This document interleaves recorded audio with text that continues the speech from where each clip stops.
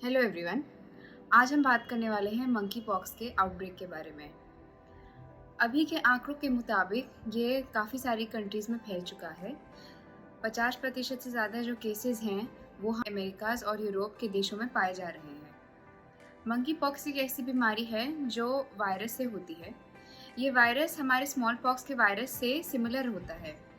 Small pox वाली बीमारी तो कई सालों पहले इस धरती से एलिमिनेट हो चुकी है, पर बाकी इसकी फैमिलीज़ के जो वायरसेस होते हैं वो इन्फेक्शन करते रहते हैं, जिसमें से कॉमन नाम होते हैं मोलस्कम कंटेजियोसम, जो एक और वायरल इलनेस होती है जिसकी फ़ोटो अभी आपको डिस्प्ले हो रही होगी, और मंकी पॉक्स जो एक और तरह का पॉक्स फैमिली का वायरस होता है।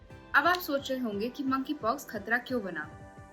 मई 2022 में पहला केस रिपोर्ट हुआ था और अब अगस्त के आंकड़ों में देखा गया है कि यह 5-6 हज़ार केसेस तक कूद चुका है। उसके ऊपर से 5 केस में गंभीर भी हो चुका है, जिसमें मरीज की जान भी जा चुकी है। अब इसका मतलब ये नहीं कि आपको मंकी पॉक्स के लिए चिंता करने की ज़रूरत है। बीमारी में ज़्यादातर लोगों को चमड़ी की बीमारी होती है। अंदरूनी कॉम्प्लिकेशन होने का चांस बहुत कम रहता है और ज़्यादातर उनमें रहता है जिनकी इम्यूनिटी में कमी रहती है, चाहे वो दवाइयों से या किसी और बीमारी के कारण। अब आप सोच रहे होंगे कि मंकी पॉक्स के लिए हम चिंता क्यों करें। भारतीय आंकड़ों के मुताबिक मंकी पॉक्स के 9 केस अभी तक भारत में रिपोर्ट हो चुके हैं, तो इसलिए हमें मंकी पॉक्स को फैलने से रोकना है और ये हम उसकी जानकारी से ही कर सकते हैं। अब मंकी पॉक्स कैसे फैलता है और उसके क्या लक्षण होते हैं ये मैं बताऊंगी। जो नाक के सिक्रीशंस होते हैं, जिनको लार्ज रेस्पिरेटरी एयर ड्रॉपलेट्स कहते हैं, इनसे ये छींकने खांसने से, क्लोज कांटेक्ट से ये फैल सकता है। अगर किसी को स्किन में पानी भरे छाले बन रहे हैं और आप उनसे कांटेक्ट में आए हैं तो उससे भी संक्रमण का रिस्क रहता है। बाकी अगर मंकी पॉक्स के मरीज किसी ऑब्जेक्ट को हाथ लगाएं जिनमें उनके इन्फेक्टेड सिक्रीशंस हों, उससे भी मंकी पॉक्स फैल सकता है। गर्भावस्था में भी माँ से बच्चे में भी मंकी पॉक्स फैला है।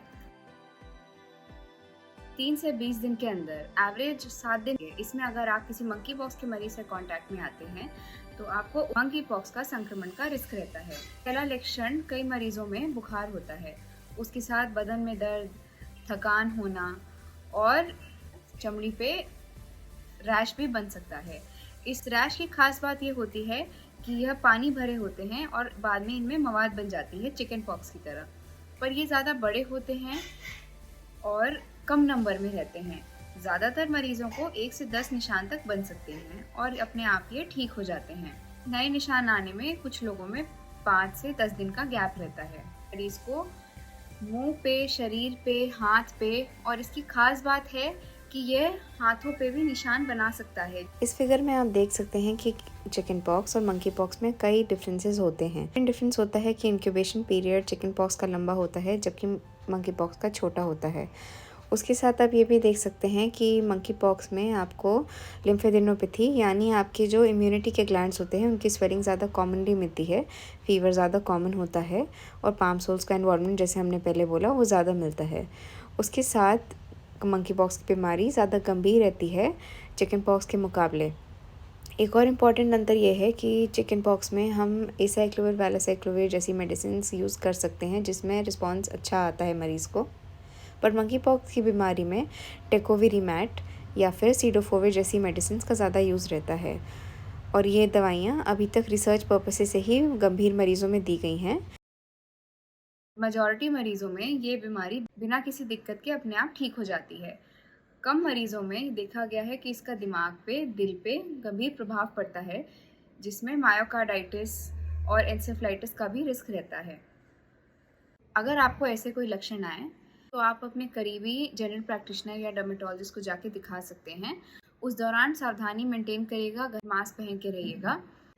उसके साथ इसमें कैसे डायग्नोसिस कंफर्म होती है, मरीज़ पीसीआर करवा सकते हैं। उनके जो शरीर में निशान हो रहे हैं, चिट्ठे हो रहे हैं, उनसे एक सैंपल लेके हम मंकी पॉक्स वायरस के लिए टेस्ट कर सकते हैं। ट्रीटमेंट में बहुत सारे एजेंट्स यूज़ किए गए हैं। एंटीवायरल्स में कुछ एंटीवायरल्स का इस पर अच्छा असर देखा गया है। इस जानकारी के साथ आप सावधान रहिए, सतर्क रहिए और मंकी पॉक्स को भारत में फैलने से रोकिए।